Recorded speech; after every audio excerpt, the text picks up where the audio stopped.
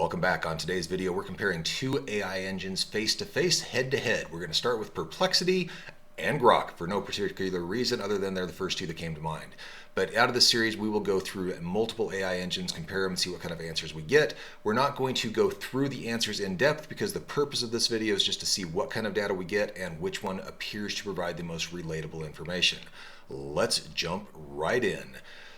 Here I've provided a prompt. We're going to use 6 different prompts as we go through this video. And again, we're not going to go through them in depth. We're just going to go through them to see what the answers are. This first question is, explain why groceries, rent, and insurance feel more expensive than wages. As if you're explaining to someone who just left the grocery store angry, include real economic factors and cite sources.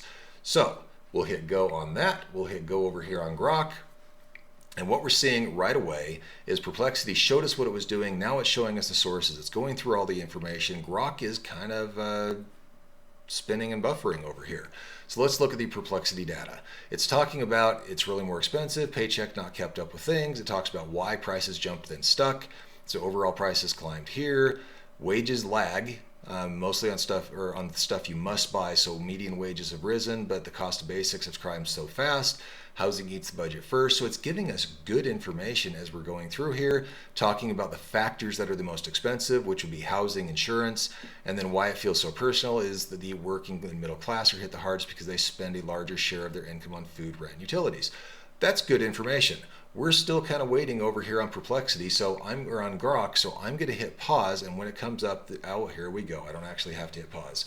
So something that I'm seeing here on Grok is it's actually coming across more personable. It's trying to relate.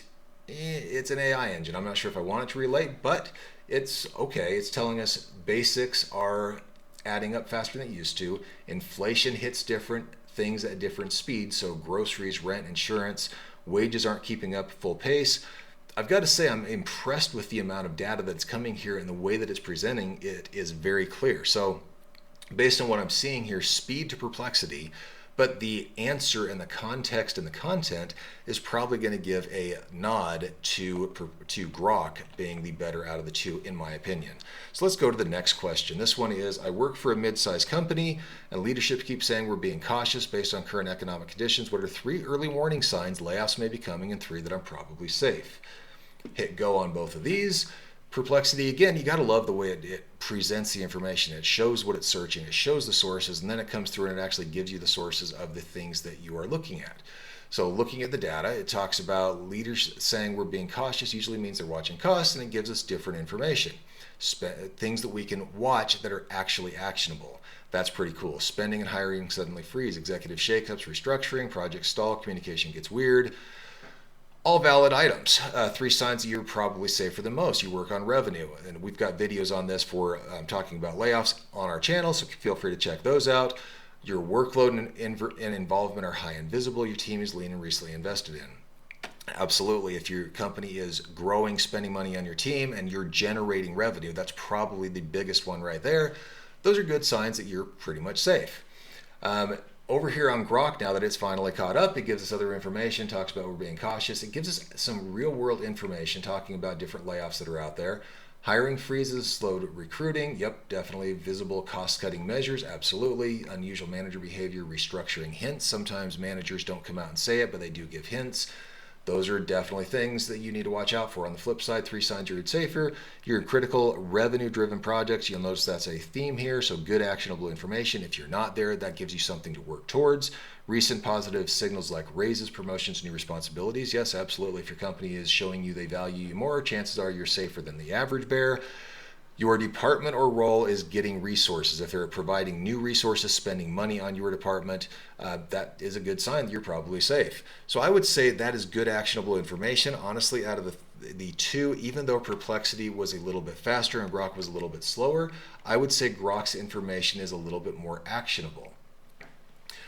Number 3, my manager says there's no budget for raises. And again, remember, we're not talking about raises here. What we're talking about is which AI engine is going to give us more actionable intel and better information that we can actually act on. And here, my manager says there's no budget for raises. The company just posted record profits. List realistic explanations for this and 3 smart responses that won't get me fired. Yeah, you don't want to pop off and get fired if your company is looking for people to let go. Just a quick tip there. So it talks about, it gives us some actionable information on why this happens, and this is what most people think would happen. Profit went to shareholders, not payroll. The companies do have investors they've got to pay. They may have to put money into dividends or other things that because of debt or whatever. So again, there's information here. Leadership wants to lock in higher margins. Budgets are political, not mathematical.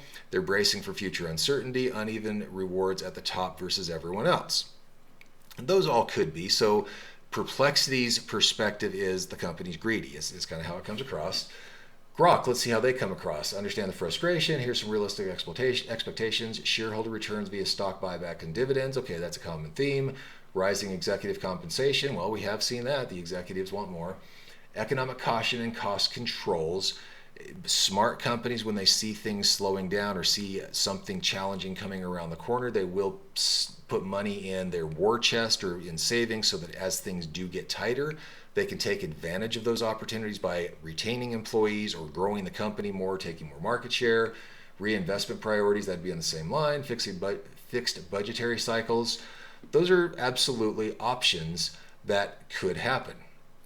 3 smart professional responses. Link your work directly to value. That's a good one. If you can show the revenue you're generating, you can ask how you can make yourself more valuable or how you can get a bigger portion of that, maybe bonuses, maybe profit sharing, whatever it may be. Those are good things. Ask about structure and timing, not just yes or no. That's good too. If the budget is tight because of a fixed budgetary cycle, you can get the option to get on the list or to get a value plan so that you can say, hey, what goals do I have to hit to get that raise? That's good. Explore alternatives and signal market awareness. I'm not sure that's a good one unless you actually have a place to go. But the alternatives could be not just I'm leaving. It could be, well, what about PTO, additional PTO, training budget? Work yourself into a new position that has a higher compensation. Those are all good ideas. Here we go with 3 smart professional responses. Transparency on the budget. I'm proud of record results. Want to contribute. How can I position myself for stronger consideration when raises are next reviewed? That's good. That's a very good one. You're asking them, what can you do to add more value to get more money? Awesome. Understand the current constraints, the way the company recognizes contributions right now, like bonuses, additional PTO. So that's looking kind of like the explore alternatives. And thanks for explaining. Congrats to the team on this. What can I do to, again, get additional compensation? So those are all good items that you can do. Let's look at the next option here. The next question. It's asking to translate corporate speak to everyday English. And the question is, translate this corporate message into plain English without being rude. Due to macroeconomic headwinds, we're realigning resources to drive long-term efficiencies. We're asking, what's the company saying? So here they're saying, because the broader economy is shaking, we're moving people around and money to cut costs to be more efficient over the long run. That's a pretty good translation of corporate speak. Grok comes in with straightforward, because of tech economic conditions, we're shifting our resources around to make costs become more efficient in the long run. Then it also gives us a little bit of additional context. I would say in this instance, Grok gives a better understanding because it gives you the translation, but it also talks about different pieces, where Perplexity, it just gives you the facts, which again was what we asked it for. Next question here is to create a budget. So I make $70,000 a year. And let's just say in Chicago. And the reason we're saying in Chicago is we want it to give us a budget for that specific location, and we don't want it to come up with something that's not relatable or not comparable. So let's go ahead and hit go on this, and let's come up with this. Now, Perplexity, I just saw it went out and it grabbed, again, because it shows you what it's doing, it grabbed the market and it was looking for market information in Chicago. That's pretty cool. Grok, again, is just doing it. It's kind of coming up with the information. $70,000, it tells us $4,200 a month. Now you got to note that this is after state, FICA, federal taxes, and over here it talks about $70,000. It does come through with the taxes as well eventually. So Grok's giving a little bit more detailed information. Perplexity is giving us the facts so that we can use right away. Something that I'm seeing here is Perplexity has put up a realistic monthly budget, puts it right out here, and it puts it in a table so it's very visible. Over here, Grok just kind of lists all the items so you don't have something as visibly actionable as you may otherwise, or as you have over on Perplexity.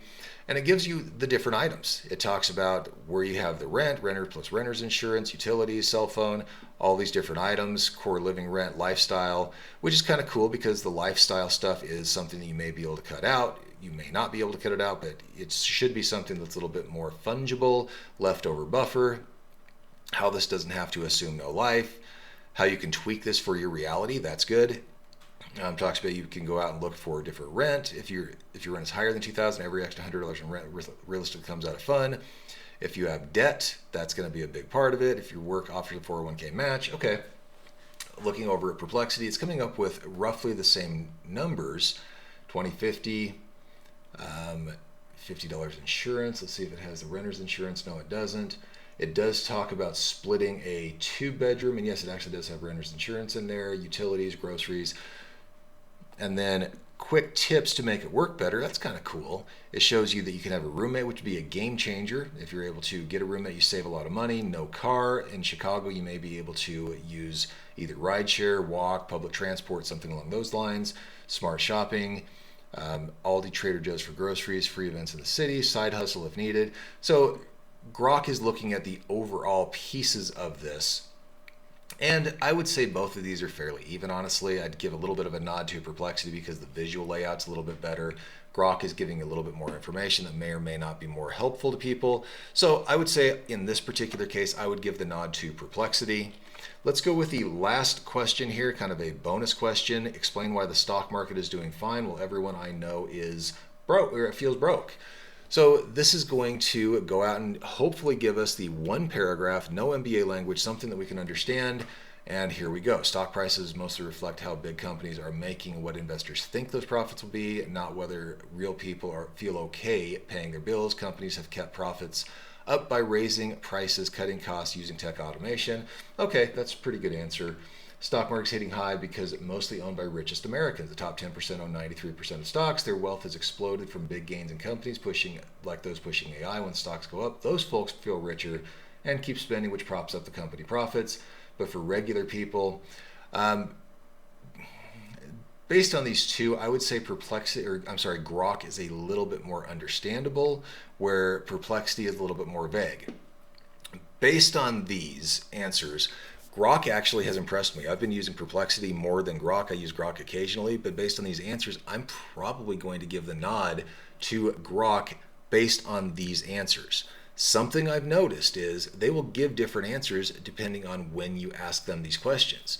I ran the budgetary question through Perplexity earlier, and it actually gave a budgetary model of the 50-30-20, where you spend 50% on your needs, 30% on your wants, 20% goes to savings, and it didn't do that this time. I've also noticed that AI engines can be influenced depending on the tone of your input. If you give it a very factual tone, it'll go out and find factual. If you give it a biased input, it will look for answers supporting your bias.